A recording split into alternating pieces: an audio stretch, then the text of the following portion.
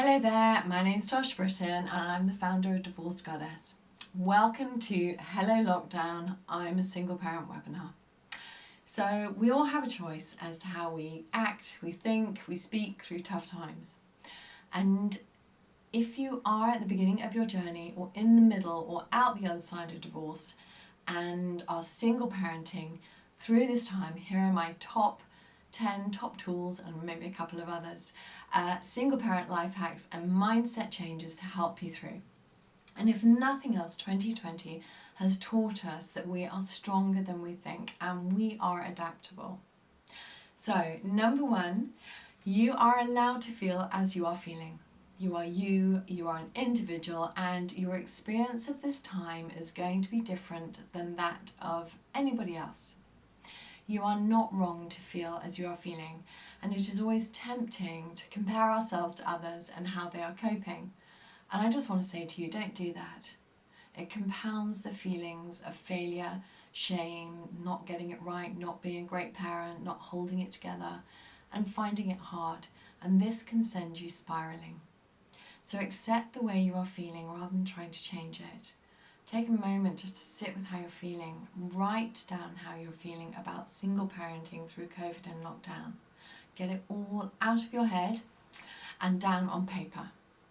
And then sit with it, read it again, and decide whether it is as bad as you are thinking it is. And sometimes when we have time to reflect, so go and get yourself a cup of tea and then come back to it. Or and just kind of look at it, is this reality or is this the mind monkeys up to no good? Number two, write down, lots of writing down, and think of at least 3 people you can speak to throughout the week. Maybe choose a different one every other day, or if you have enough each day, and and call them for a 5-minute check-in. Somebody who cares and loves you, and it's like a magic 5-minute super boost, or longer if you can chat. And take it in turns to call each other as well. And I was just going to say, maybe take it as an opportunity through this time, if you're co-parenting, to get better or to work on your co-parenting with Zoom calls, WhatsApp calls, whatever it is, FaceTime. And really encourage, if you have a slightly distant co-parent, to really encourage them to be part of the process, to support the children first of all, not about you, because that might be the resistant factor, but definitely the children. And if you offer it out, be brave and courageous enough to ask, at least you know you did the right thing. So just go with it, see how that works. The other thing you can do is to join an online group of people who understand. I have Divorce and Beyond, Time to Thrive Facebook group, which is for women, but there are many groups out there. Do not be afraid to reach out. And you know what, in unusual times, it's really hard to be brave and to have the courage, and just know that these groups are full of people who have felt similarly to you. They get it. So take the step you need to get the support in a group. And if you don't have Facebook because you're a bit tech phobic, just do it. If all the other millions of people have done it, you can do it too. And even if it's just for this time, I'm pretty sure it will open up your world. So number 3, I like this one. Be a child. Be curious, be mischievous, have some fun. Find the fun even in lockdown. Like taking it in turns to, tickle each other's feet. Get your kids to do your makeup, or get face paint out. Make up recipes, recipes that don't work. Laugh, giggle, be silly, and let go for even 30 minutes a day is such a stress buster. Let what is happening go, and let your children see that you can also laugh and have some fun, and you can grow this happiness muscle. And if it's hard to be able to do this, don't beat yourself up, yeah? Just be gentle with yourself. Don't put any more pressure on yourself. You have no blueprint for what is going on. And just take one day at a time. But if for one day you can have a giggle with your children and you notice how good it makes you feel, do that. Number 4, self-care, self-love, and if you can't do self-love, self-kindness. And it's about you taking back control of what you can do. We all can do it. We just need to take a moment to get out of our heads and into the present moment. So, more writing. Write a list of 5 things you can do to remind yourself to help you feel better. The stuff that you love doing, that fills you with joy, where you feel it in your body and it settles worries and your body goes, ah. And this could be like having a bath, lighting candles, doing some exercise, reading a book, enjoying the peace of being still, not moving, being a human being rather than a human doing. Put the housework on hold for a couple of days and notice if the mind monkeys are telling you should be doing something, right? That word, get rid of it. You don't need that word in your vocabulary. Yeah? Go to bed early. Turn your phone off. Read a book you've always wanted to read. Download Disney Plus, somebody said, for 7 days for free and binge with the kids. Make a camp and a den in the living room and snuggle down. Make it exciting. Come back to being a child again. And get out of sensible parenting mode. Yeah, notice when you feel so serious and how does it feel stressful? And just kind of shake it out. Just be goofy, just be daft. Also, have a chat, and this is something I've taught in schools about. Have a chat with the children about what they like to do to feel happy and get them to write a list to put up in their room so they're reminded of things that they can do that help them feel less stressed and less anxious and feel happier.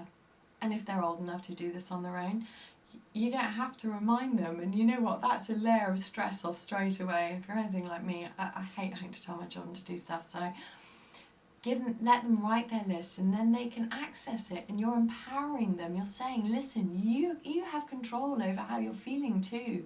Yeah? So then let's look at what good life activities are all about.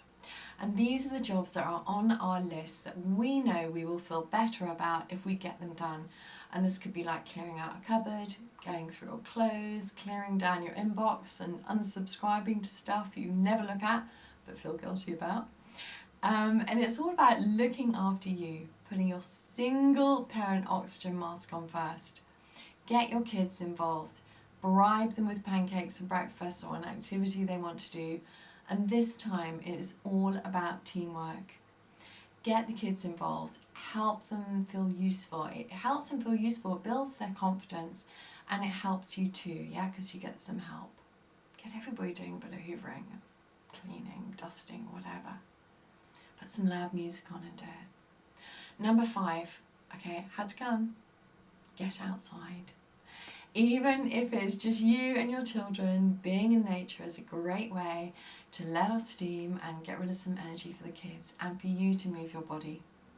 So whether you're playing tag, football, frisbee, cycling, whatever it takes to get your bodies moving, just get that energy going, just get your bodies moving. Find different routes to walk, to travel, to cycle on. Get yourself out of your comfort zone, yeah? Go into the discomfort zone, see the opportunities to notice new trees, new colours, autumn, just buildings you never noticed. Get soaked in the rain, end up down a muddy path covered in mud. Have some fun, laugh, find this childlike take on everything that's happening. Number 6. Lockdown mind monkeys can now be, I reckon, officially a thing. So notice when they're taking you off to fears of the future, yeah, worries about the future, and where do you feel these worries in your body, in your shoulders, in your belly, in your toes, in your jaw, and take those all-important deep breaths into your belly, because this triggers your body's natural relaxation response. And then you can kind of like shoo those monkeys off and come back to focusing on what you were doing. Or take those all-important breaths, so breathing into your belly. And on my YouTube channel, Divorce Goddess, there's some free breathing exercises to help calm your worries, and you can subscribe to get notifications of more I'll be posting. But really just learn the practice of breathing deeply into your belly. It's so powerful. Get good at learning to take moments to stop during your day. So stop is stop, take a breath, observe, proceed. Set an alarm on your phone for several times during the day. When it goes off, stop, Take a breath, observe how you're feeling. Do you need to drink more water? Do you need to stretch? Do you need to eat? And then proceed on with your day. And this really, really gets you good at noticing when the mind monkeys are like in your head and messing with your head, and then you can just move on to something else. Number 7, write a lockdown diary. It's a great exercise anyway, and to put thoughts on paper, as I mentioned earlier, but maybe use it as an opportunity to catalogue a period in history that, let's be honest, is probably going to be taught in schools in the future. Be part of it and document all your experiences, your feelings, cut out images and quotes, create a history capsule of what you have been doing through this time. Get your kids involved. Ask them to write about what it's like in school for them, what were their worries, what were the good things about lockdown, Document it for future generations. Create a project. This is like a really important part of our life, and an opportunity to own this experience rather than it owning us. And I just wanted to share with you a great way to help get the worries out, and especially if you have children as well who are bottling them up. And we used to have, I tried to find it earlier to show you, but it's like this green turtle, clay turtle, when the children made when they were younger at school with the lid on. And what we used to do is, if any of us, we'd make a deal, like this was the worry turtle, and we used to write our worry on a piece of paper and put it in the worry turtle, and at the end of every day, or before or after supper, we would open the worry turtle and see what worry was in there. And then we would talk about it. So we would take it in turns around the table, and each person would take it in turn to see if they could help and suggest something really positive for the person who had the worry. And the person might want to put their hand up and say it was me, although you could probably guess by the handwriting who it was. And so they felt held, their worry felt it was honoured, and everybody else felt like they could be part of the process of sorting it out and helping and supporting and being kind. So, and as a parent, I used to put things in like, I'm worried, you're worried, and we go, no, we're all okay, So when you say you have a worry, it almost gives children permission to know that it's okay for them to have a worry, rather than them just being, they've got a problem because they worry. So, number 8, whatever we think about the internet, we have this enormous resource to hand to help us, to advise us, guide us, and get us through this. And it really is about balance. So it's finding the positives rather than focusing on the news sites, the worry monger, negative sites, and take off the notifications from friends who complain and focus on the negative. Find positive people to follow, on the internet, that inspire you, that want you to grow and support you and just give you that vision of the future. And use this time as an opportunity for you to feel not so much of a victim, but the owner of your own life and this lockdown experience. Most days, I just wanted to say, I post on Instagram on Divorce Goddess, so you can join my weekly love, start the week strong newsletter.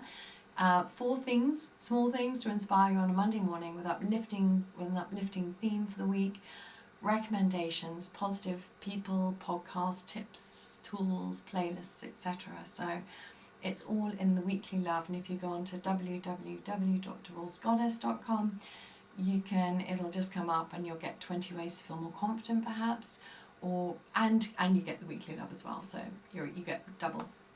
Number 9, feeling FOMO. Let's not feel FOMO, the fear of missing out. Let's have JOMO, the joy of missing out. So we're accepting and letting go of what is happening rather than feeling resigned and holding on. And we hold on to things mainly that we can't control. And it depletes us, it makes us feel tired, it frustrates us. We feel, and when we let go of stuff, we feel less stressed, we feel like we've got less stuff we're carrying around, we feel lighter, more present and more relaxed and open. And we have a choice to let go of stuff, to let go of those worries.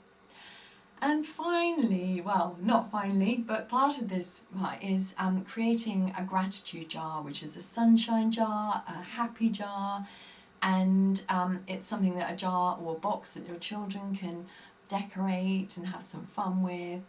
And every day write between 1 and 2 or 3 things out on a piece of paper and pop it into this jar, things that happened to you that were fun, that made you laugh, that just made you feel so good. The children had a good experience at school, maybe somebody was kind, they phoned you out of the blue, you got messaged. Put all this lovely stuff into this jar, this happiness or this hope jar, whatever you want to call it, sunshine jar or box. And on those days when you're feeling not so tip-top and you're feeling like nothing is really going very, well for you in life, go back in and look at them, read them, and feel this lovely stuff that has happened, because we tend to forget about the good stuff and focus on the negative. So stay, this is like positive jar. Finally, number 10, being at home is a great opportunity to learn new skills. If you've never baked a cake, learn again and get good at it. It takes time to conquer all the stuff that's been, that you've been holding back on. Learn to make a different dish around the world. Read up about planting a vegetable garden. Do you want to learn some yoga? Go on YouTube, go and see what's happening there. And this is your time to grow your confidence in small ways. And just try not to judge yourself as well for getting it right or wrong. Just see it as like a childlike thing. This is my adventure today to learn yoga, and laugh at yourself. The other thing you can do is to write HAILT down, which is hungry, angry, ill, lonely and tired. Stick it on your fridge, tell your children about it, and they can point to it and share how they're feeling. If it's any of those, if somebody's grumpy in the house, you can go, okay, which one of these are you? And they can point it out. They go, oh, I'm hungry. Ah, fantastic, eat something, yeah. Feeling lonely, need a hug, give you a big hug. Feeling tired, maybe get some sleep early. And it really, really gets conversations and communication in homes going, and especially through tough times, people are less inclined to, hide themselves away, or, teenagers or children. Get them talking about how they're feeling. The more we talk about things, the more we're not bottling them up inside. Finally, remember to reach out if you feel in overwhelm. There is no judgment but a place of care and humanity and compassion. And you can sign up for the Weekly Love, as I mentioned earlier, join the Divorce and Beyond Time to Thrive Facebook group, or you can book in for a chat with me. There's no pressure, it's free for 20 minutes. And I just want to say to you, you are strong and you are enough, and you can do this and you will get through it. You might not feel like you can get through it some days, but just think, just imagine that lovely green valley at the end of this very ploughed, furrowed field that's like difficult to walk over. And I always sort of suggest you think about, when you got boots on in a muddy field, and some days the boots get really clogged up, or part of the walk, and then you kick your boot and all the mud falls off and your legs feel lighter again. Just imagine like COVID, every day in COVID is like another furrow, and you get through over that furrow, and some parts of the day are easier than others, but at the end there's this beautiful, beautiful, verdant, maybe it's a Christmas tree, maybe it's a green valley, whatever you want to think about at the end of it, and you will get through it. And nothing stays the same, we know this, and this is just a period of time, that is all, and it is not your forever. I hope these tips have been helpful. You can contact me, Tosh Britton, via my website, divorcegoddess.com. If you've got any questions, you can email me. I'm here. I'm a source of information. I hope this has been helpful, and look after yourselves. Okay, thank you for listening.